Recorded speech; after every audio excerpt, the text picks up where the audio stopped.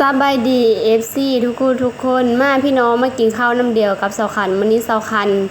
มีข้าวเหนียว10 บาทและไข่ต้ม1 หน่วยเพราะว่าเคยจะกินข้าวมองไข่แต่ดนแล้วไม่ได้กินเสาขันก็เลยไปซื้อข้าวเหนียวมาห่อหนึ่งแล้วก็มามองไข่เกลือกับเม็ดใหญ่จากมองไปมองมาแล้วก็ไข่แบบเป็นแบบเฮาซื้อมาดนเลยฮะนะมันไข่แดงมันจะเป็นก้อนเหมือนกับไข่มันเยอะเนาเลยฮะมันดนนะมันก็เลยมีเต้จากมองไปมองมาแล้วกัดเข้าไปแซ่บว่ะแต่เสียดายแต่เม็ดเกลือนี่เม็ดปังใหญ่ๆนึงจ้ะ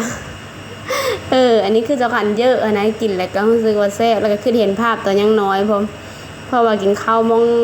ไข่แล้วก็สลายกินข้าวมองเกลือนะอยู่บ้านเฮาเนาะตอนยังน้อยกินทั้งกินแล้วก็ทั้งคิดเห็นภาพตัวนั้นนะมันก็มีความสุขดีกัดเข้าไป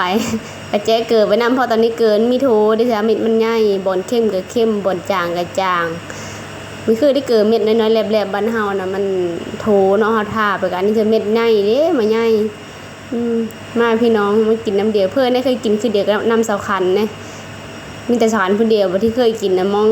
ไข่กับข้าวเหนียวเนี่ยเป็นเนื้อเลยกับฝ้าพี่น้องกดไลค์เพื่อเป็นกำลังใจให้เสาขันเดินเสาขันไม่รู้จะเอาคลิปเรือโล่งเอาคลิปเรือโล่งกับมันกับมีขึ้นฟีด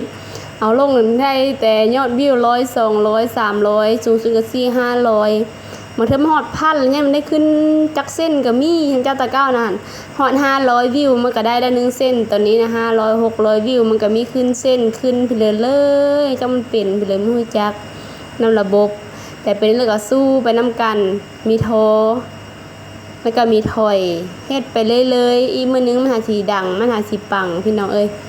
คลิปนี้จบซ้ำนี้คลิปหน้าเจอกันใหม่บาย